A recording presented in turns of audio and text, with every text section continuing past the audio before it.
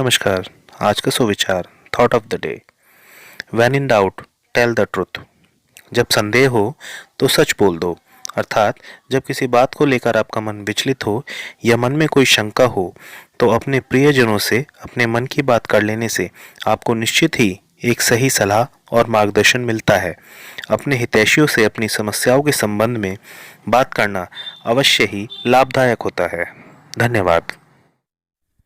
Good morning everyone. Today word is bang. B-A-N-G. Bang का अर्थ होता है धमाका।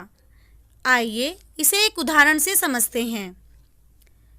This technology is bang up to date.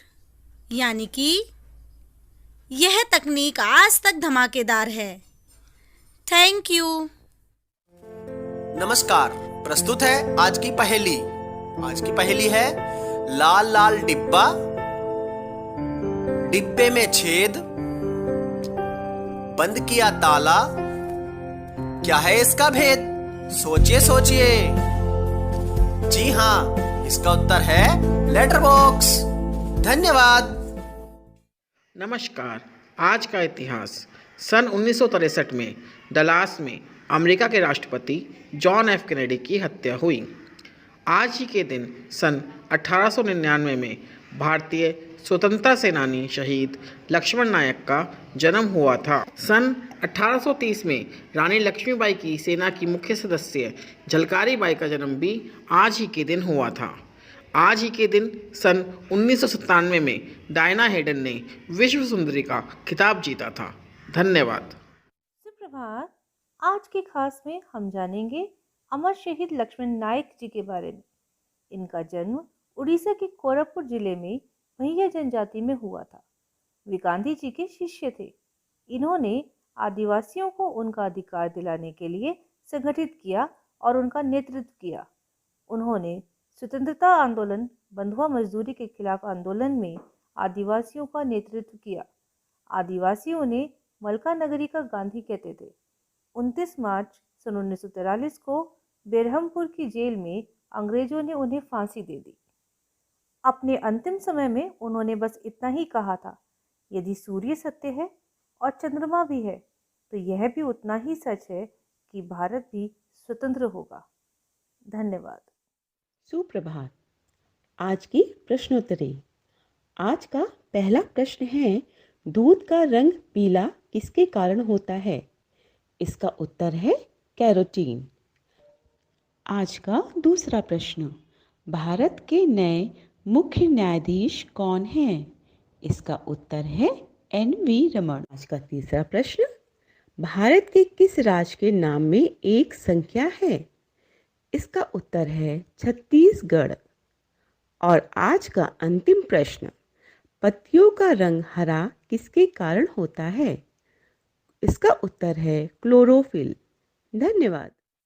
Good morning students. आज की कविता का शीर्षक है एक दो। एक दो कभी न रो, 3 4 रखना प्यार, 5 6 मिलकर रह, 7 8 पढ़ ले पाठ, 9 10 जोर से हंस। धन्यवाद। नमस्कार। आज की कहानी का शीर्षक है गरीब व विधवा। विधवा कमला देवी अपनी 2 पुत्रियों के साथ बड़ी गरीबी में दिन बिता रही थीं। अब तक जो भी जमा पूंजी थी उनके पास, वह भी सब खर्च हो चुकी थी। तिस पर आय का एकमात्र सहारा उनकी गाय भी मर गई। वे बड़ी परेशान थीं। आखिर क्या करें? बस एक ही रास्ता था, अगर भगवान हमें कहीं से एक गाय दे दे, विश्वास और हिम्मत से काम करो, ईश्वर अवश्य तुम्हारी मदद करेगा। उनके पड़ोसी ने उनसे कहा, पर हम करें तो क्या करें? कमला देवी ने निराश भरे शब्दों से कहा, तुम अपनी आमदनी बढ़ाओ। तुम सब बहुत अच्छी कढ़ाई बुनाई करना जानती हो। प्रतिदिन 3-4 घंटे यह काम कर लो तो कुछ ना कुछ आमदनी जरूर हो जाएगी। उसे जमा करो।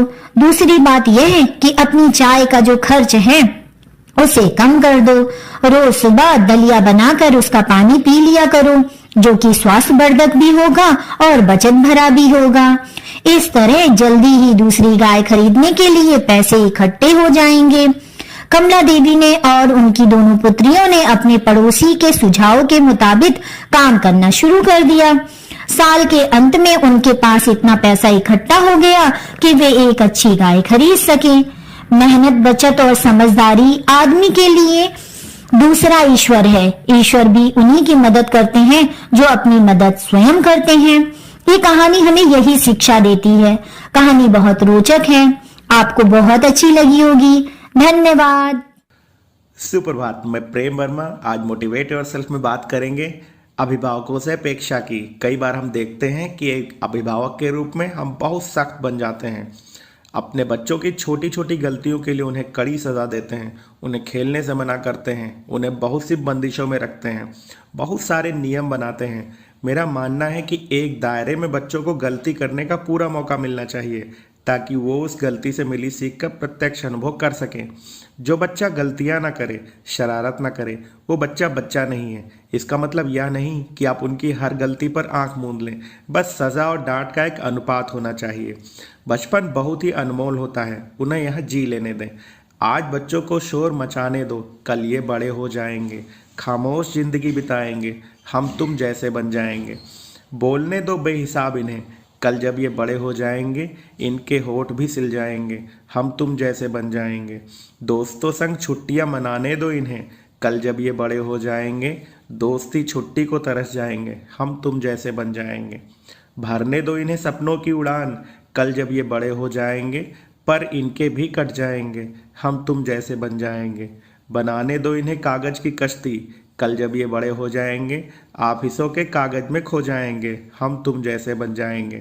खाने दो जो दिल चाहे इनका, कल जब ये बड़े हो जाएंगे हर दाने की कैलोरी गिनाएंगे, हम तुम जैसे बन जाएंगे। रहने दो आज मासूम इन्हें, कल जब ये बड़े हो जाएंगे ये भी समझदार हो जाएंगे, हम तुम जैसे बन जाएंगे। धन्यवाद। आप सभी को संजीव शर्मा का नमस्कार। आप देख रहे हैं प्रेरणा सूची आधारित लर्निंग आउटकम से जुड़ा हुआ कार्यक्रम।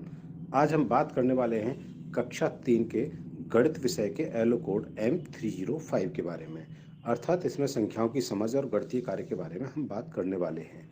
यहाँ दी गई गतिविधि ERAC आधारित है जिसे आप शिक्षण योजना में शामिल कर सकते हैं। यह एक उदाहरण मात्र है। शिक्षक इसी प्रकार की गतिविधियाँ अपनी शिक्षण योजनाओं में शामिल कर सकते हैं।